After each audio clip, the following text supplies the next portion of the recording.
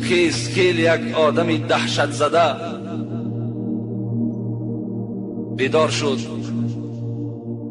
معرخا هر خیل روایت ها میکنن که خیز یک چند اشتر قربانی کرد. و شاید این خواب من خواب رحمانی نباشد.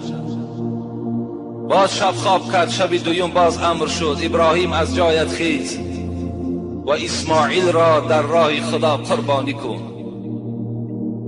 روز دوم میگوید یک چند اشترهای فربه دیگر را باز قربانی کرد.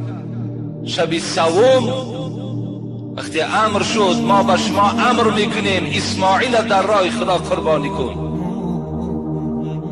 حضرت ابراهیم دانست که این خواب رحمانی است. از جای خود خیست